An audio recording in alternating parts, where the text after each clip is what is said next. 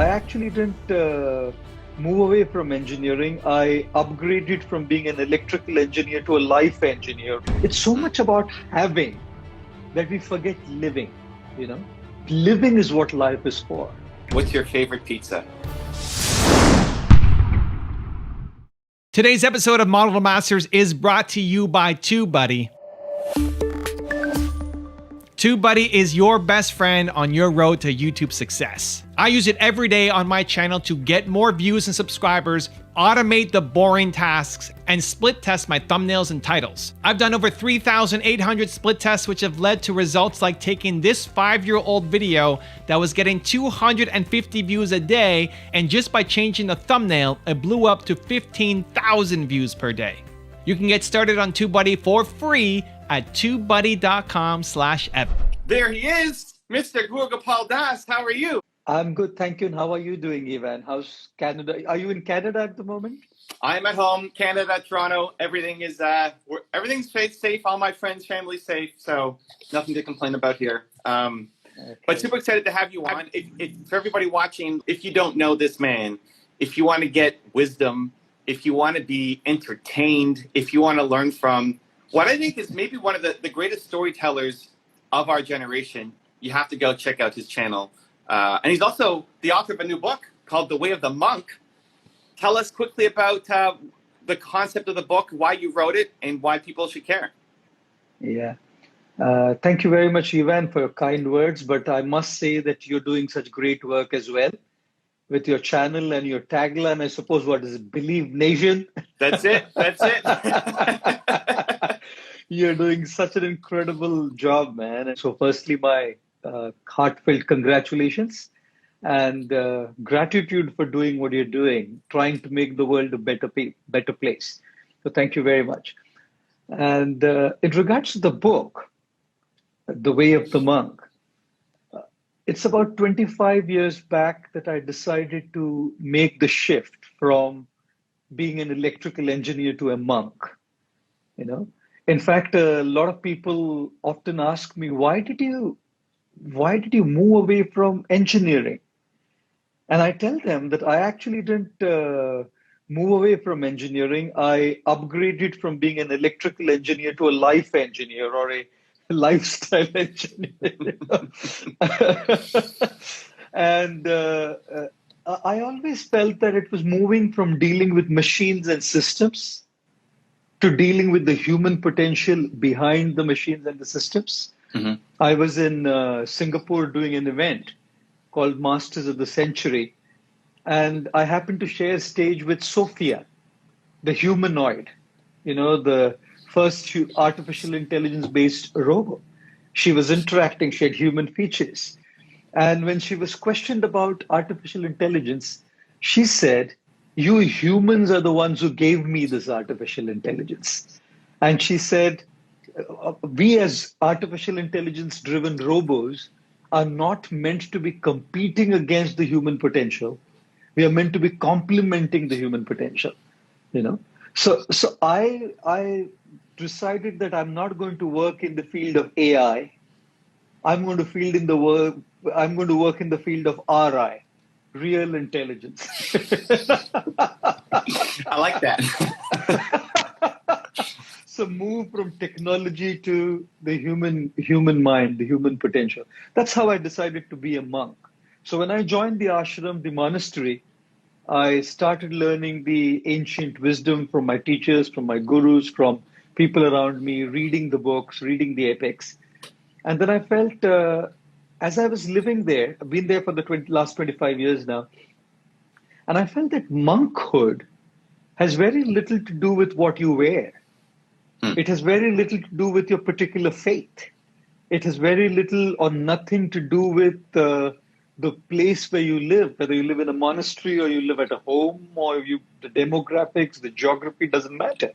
It barely has anything to do with your hairstyles as well. And we share a similar hairstyle. It's close. It's close. We both have the gold on too here. Yes, we do. So monkhood really has little or nothing to do with these externals. Monkhood has a lot to do with the principles, the values. It has a lot to do with your mindset. Therefore, in The Way of the Monk, after every chapter, there's a section called the monk mindset. You know, it's that mindset which can really transform the way we live. It's that mindset which can transform our relationships, which can transform the way we grow professionally. It can transform the very experience of our life and allow us to tap into the deepest of our human potential. So, after realizing that this monk mindset is not limited to the boundaries of a monastery, I thought I must share this, you know. So, The Way of the Monk is trying to share the monk principles that I learned in the monastery and bring that to the world in a way that people can apply them, try to apply them, and see if we can bring a positive change in life. That was the logic behind writing the book. Yeah. I'm so excited for it. I think, you know, we profile many different monks on the channel, and a lot of times the message is a little hard to understand. And what you do so well is make it easy to understand and make it fun at the same time. For someone, I try, man. I try my best. I mean, in your videos, there's laughing, there's storytelling. It looks like you're having fun in the process, even when it's talking about something very serious and obviously helping people. What do you think is you know, most people who read the book won't go become a monk and join an ashram. So what do you think is the biggest thing that we're missing that the average everyday non-monk person needs that they can benefit from the monk mindset? I think what's happening a lot with our lives today is that we're living in a very fast-paced life. Life has become very fast. Achievements, social media statuses, you know, what's our status on social media, how we achieve in our professional life. It's so much about having that we forget living, you know. And life is not meant simply for having. Having is a part of life, correct? But living is what life is for. But in the process of having and chasing to have more, we forget to live well, you know.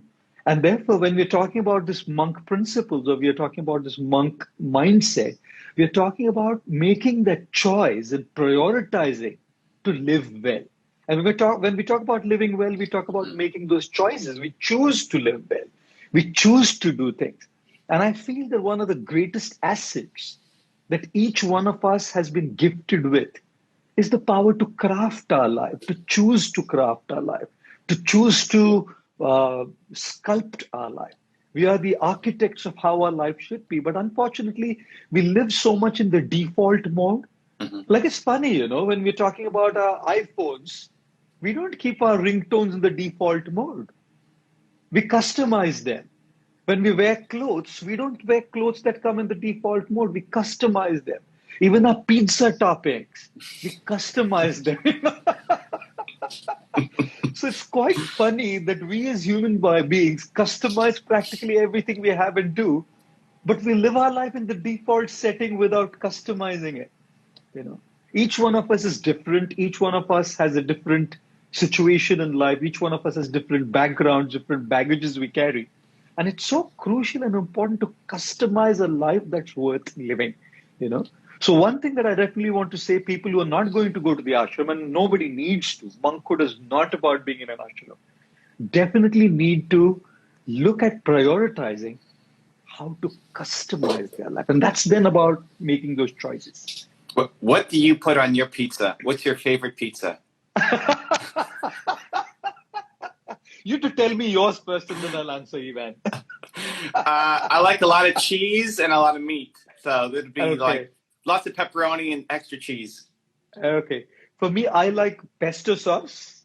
I like pizzas with the pesto sauce, and I like jalapenos. I like, you know, fresh olives, nicely fresh olives. I also love artichoke hearts. Okay. Toppings on my pizza. But more than pizza, we need to customize our lives for sure. So if anybody's buying you pizza, they know what to order now. Why do we not customize our lives? Why do we feel like we can't? Is it that we're worried about our parents or our teachers or our culture or the people in our lives? Like, why would we customize our phone in a second, but then when it comes to our lives, we feel like, I can't do that. Yeah. Yeah. I think it has a lot to do with being affected by the noise around us. There's so much noise around us. The education system is noise. You know, our upbringing often is noise. How we kind of comply with the social media standards of being acceptable and being cool to the world out there is noise. And in trying to comply with all that noise, we forget to listen to our own voice. You know, so we're so much conditioned to doing things the way the world does it. There are standards of what is success, the standards of what is cool, the standards of what's socially acceptable. But is your life cool? Have you chosen to live that way? Or is that noise and that influence making you live that way? And most often, if not always, it has a lot to do with that influence, correct? So I'm not saying education is wrong. I'm not saying our upbringing or the advice given by our family or our friends or our well-wishers is wrong. I'm just saying we cannot drown in that noise and lose ourselves. It's our life. It's our life. They're not going to live it for us. You know, all those people who accept us because we show ourselves in a certain way on social media don't really come there when we need them the most. So sometimes I say we prioritize our online relationships so much that we forget our offline relationships, the real ones. You know, when if I meet with an accident, if I'm ill, if I have an issue with my and financial issue, whatever issue or a problem, people online, they're good. They're good. Those friends on Facebook and Instagram, people who follow, they're good. Absolutely good. And with all good intentions, the most they can do is send you a message. The most they can do is send you a bouquet of flowers, get well soon messages, and they're great because they're sent with love and intentions, good intentions, they're great. But people who are going to be there around us are the real people, the real relationships. But in being accepted on social media and being accepted by the social standards of success, which I call noise, we get so drowned in that noise that we forget our voice. So that's a conditioning event, that we got so conditioned to live like that we don't now want to customize, which basically means we have to come out of that shell, to come out of that loop. We have to crack that conditioning, crack that loop. And that's when we can choose to customize. You talked about the education system. Kids are going back to school in North America right now. If day one of every school was Gaur Gopal Das Day, and you get to be in front of the kids for the whole day, for one day, for every school across the world, what's the lesson that you're teaching, or what are you going to do for that one day to touch everybody's lives? Yes. If I get to be in front of every kid in every school in the world, Evan, the one thing that I would like to teach or tell the students who are listening to me is that we cannot go on extreme sides of the spectrum. One extreme of the spectrum is follow your passion, be yourself, correct? Which is what I primarily teach as well. Like what Albert Einstein said, you cannot judge a fish by its ability to climb a tree. Right. You can't judge a fish by its ability to climb a tree. Judge the fish by its ability to swim in the water. Correct? Now, two things happen in that case. Number one, the fish is effective in doing what it can do because it's in its right habitat. And number two, it's satisfied because it's in the right habitat. Correct? Put a monkey in the water, the monkey is miserable. Put a fish on the tree, the fish is miserable. Put a monkey on the tree, the monkey achieves excellence. Put a fish in the water, the fish achieves excellence. So I'm one of the proponents. I'm a proponent of this principle that we must definitely encourage our kids to follow their potential and follow their passion. But what happens often is we go on such an extreme end of the spectrum that the other side, where what the education system has to offer is there are many good things in the education system as well. So if I were to talk to the students, I would say, let's find that balance, finding best of both the worlds, grab the best out of what you can have from the education system and let the education system also foster a culture, an ethic, an ethos, where we allow kids to be who they are. Yeah. I like it. I think we got to make that happen. Gaur Gopal Das Day, speaks to every student around the world for one day. I think that'd be great. Of course, I'll say all of this in the form of a story. Of course. No, I mean, that's great. Your stories are what makes it happen. I love it. How do you help people? What do you recommend people do to figure out if they're the monkey or the fish or the whatever? Like, how do you find that thing? Because it may not be what your parents are doing or what your friends are doing. I'm sure the pressure for you to go be the engineer was great, and then to say, no, I'm not going to do that. I'm going to be a monk. Like, how do people find that thing? How do you recommend when there's a lot of family pressure on them? How did they find the thing? I find a lot of times it's an issue with the system. Correct. Like, for example, the industry, the corporate world, is only picking up people from the top-rated universities. The industry is only picking up students who have the best grades. Now, if you have people who are being picked up based on your university or based on your grades and your marks and your academic performance, then guess what parents are going to pressurize kids with? You better get the marks. You better get the grades. You better get to the best university. Correct? And guess what the educational institutions do? It's a demand and supply system. If the demand of the industry is grades and the parents are pushing to get grades, the educational systems are driven to make kids get grades. Now imagine if the industry changes and the corporate world redefines saying we don't hire grades. We hire passion. We hire candidates for their passion. Correct? Now what are the parents going to say? Don't worry about the grades, son. Look at your passion. And what is the education system going to provide? How to look at your passion, correct? At the end of the day, it's about the demand and supply, really, So in terms of how does a kid or how does an individual figure that out for himself or herself, number one is there is a voice from within us, correct? And there's a voice from within us that's constantly resonating with our soul saying, I love this, I may be great at it or I may not be great at it, either or, whichever way. But I love this. I'm in absolute love with this. I can wake up early in the morning to do this, and I can go to bed like late in the night if I were doing this. I know that that's what it's really in sync with my soul, Now, what happens with that is sometimes it's multiple things. It's 3, 4, 5 different things for people, right? And now that be the case, then I think it's also over a period of time, we need to funnel it down, to narrow it down to that one thing. It's like being in love, right? A guy or a girl is in love with somebody. There's 3, 4 different people they're trying and seeing, and they're kind of exploring. But it's one person who really, really strikes that chord.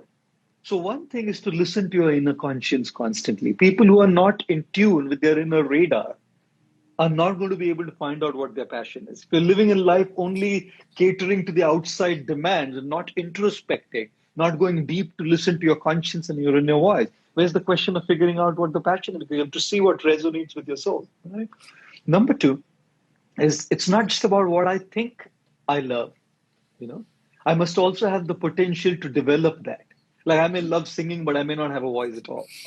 Right? So you need that element in you as well. So that element, we can figure that out based on people who observe us closely. It could be our family, our friends. It could be well-wishers, our guides. And often it could even be experts in that field who can see and identify that, hey, okay, he feels he loves it or she loves it, but there's also the element in this person which can be fanned, which can be triggered, and it can kind of turn into a burning inferno, of excellence. Now, in having said that, the one issue that often comes is the family, isn't it? That's what you brought up. Like when I turned to be a monk, it wasn't an easy thing. If at least if I moved from being an engineer to something else in the corporate world, it was still fine. You can imagine my extreme choice. Giving up a white-collared Hewlett-Packard job to be a monk wearing robes and painting your face and staying in a monastery, sleeping on the floor. So it's kind of a little weird, but I think what it is it when we stand up for ourselves, when we stand up for ourselves and when we are strong about what we want to do and something that's burning within us, right? We may not be able to do it instantly.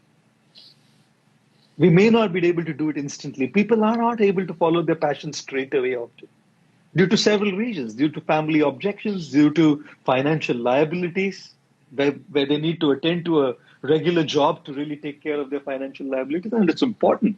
It's violent to say that everybody should follow their passion. It's real, it's a reality, but there are real life situations which need to be attended to as well. So I often say, do not neglect your passion. You may postpone it, correct? So my suggestion often is you do whatever is the mainstream and you follow your passion side by side, correct? Let your passion overtake the mainstream thing that you do. Let your family see the advantage. Let your family see the benefit, correct?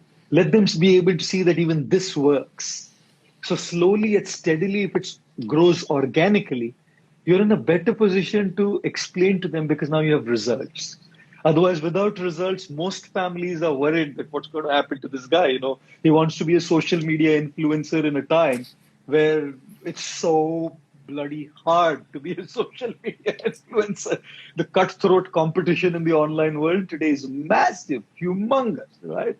So in that kind of space, if somebody says, I want to make a living out of this, the first question that family is going to have is, well, how are you going to do that? Look at the million people out there.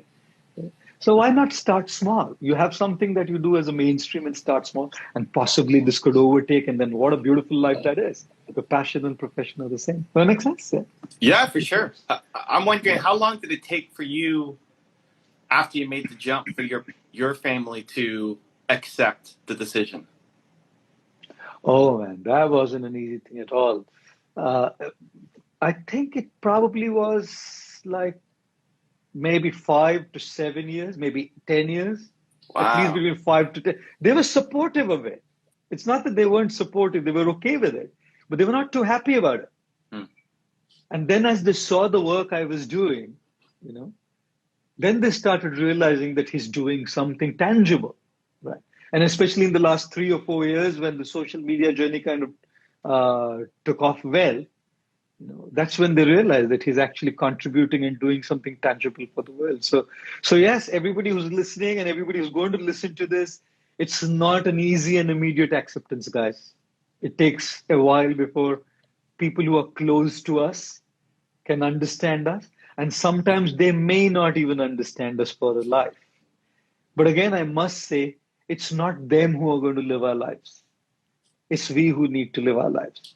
But the only asterisk conditions apply to what I'm saying is that when there are financial liabilities, when there are serious situations at home, I think we should take this entire principle with a pinch of salt. We can't be like, really straight away say this, families where there are so many serious situations and people won't be able to do what they want to do straight away. So don't neglect it, just postpone it. I think there will be a time when one can follow it fully. If somebody is new, so back to the book called The Way of the Monk. If somebody's new to spirituality, think of somebody in North America who hasn't come across a monk before, might think it's kind of crazy or weird or different. What do you think is the biggest lesson, the biggest takeaway you want them to take if they pick up the book and read it? In the book, I talk about the analogy of a car, and all of us have a journey. We have a destination to reach. We have a journey to take. And often, I don't know how it's in Canada, Toronto, but often if you're here in Mumbai, India, you're stuck in traffic. So often you get stuck in life, like you get stuck in the traffic. I want to reach there. You're in the journey, but you feel stuck. You feel stuck in your personal life. You feel stuck in your profession. You feel stuck in your relationships. You feel stuck in your mental health. Right? You feel stuck. And there's nothing worse in life than feeling stuck. Even, I don't think you've been to Bombay, India, but if you ever come to Bombay, you will get the first-hand experience of what it means to be stuck in traffic. It's an amazing city. I love it. I can't think of living anywhere else in the world. But traffic-wise, man, it's insane, right? Now, when you're stuck, the feeling is horrific. It's just so frustrating. Even if you're moving at a slow pace, but you're moving in the right direction, it's satisfying. Correct? So I always say, if you are stuck somewhere, don't worry. You're not a tree. Your feet, not roots. Nothing against roots and trees. But trees with roots cannot move. We as human beings who have feet, literally and figuratively as well, can move on in life. So in this analogy of the car, I talk about the car having four wheels. The first wheel being our personal life. The second wheel being our relationships. The third wheel being our professional life. And the fourth wheel being our social contribution. But the steering wheel is our spirituality. Correct? So our personal life, our relationships, our social contribution, our professionalism can all be impacted tremendously by being spiritual. And what does it mean to be spiritual? What does it mean to be spiritual? Essentially, there's so much we can say about it. But essentially, it's to really try to move just from being in the outside world to your inner world as well. Correct? There has to be a good balance of the outside and the inside. Correct? Now, what's happening is we live so much in the outside that we don't connect deeply to ourselves. We don't connect deeply to our souls. We don't connect deeply to our own true selves. The spirituality means to begin that journey of going within. Right? The journey outside is anyways on. But the more we deeply connect to ourselves, we'll feel empowered to deal with these other wheels, which is the personal side, the relationships, our professional life, our social contribution, everything. We feel empowered to do what we do. So yeah, in one line, it's really kind of deeply connecting to yourself. I love it. So if that's the steering wheel and the wheels, what's the engine of the car? Oh man. If the engine of the car is not in the book, but I would say the engine of the car is your spirit to live life. Your passion, your gusto, your spirit, your strong desire to live life well is the engine. Because without the engine, there's no point. The car doesn't function. So unless you want to live well, you don't look at your personal life, you don't look at any of these wheels, you don't even look at spirituality. But when you want to live well, then all of these things can definitely fall in place. I love it. I love it so much. The book is called The Way of the Monk. If people want to pick it up, where are they going? Amazon? I mean, we'll look it up it's down available. below. Yeah, it's available on Amazon. It's available in Barnes and Nobles. It's available. I don't know how it's in Canada, but in the USA, it's available in Barnes and Nobles, and it's available at IndieBound. It's available practically in all bookstores, and definitely on Amazon. Yeah. Cool. For the YouTube audience, we'll put all that in the description below. Go check it out. Go check out the book. Gopal Das, man, thank you for the love, the energy, the wisdom, the time. Appreciate you, and so pumped to get my hands on the book too. Thank you so much, Ivan, for having me over for this conversation. And I love you, and I love the work you do. And I suppose you wrote the book, Built to Serve, right? And, I did. And you were meant to send me a copy, and we've been trying to do that. But because of the pandemic, it hasn't happened. Is it available in India? I want to pick it up and read as well. We've sent some. We'll get another copy after you, for sure. We'll get another copy after. Okay. It's been a little delayed with COVID, but we'll get another copy to you.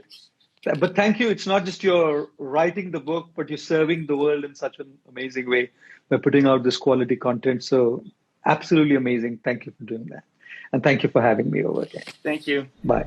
If you want another amazing video highlighting excellence in the Indian community, check it out right there next to me. I think you'll enjoy it. Continue to believe, and I'll see you there.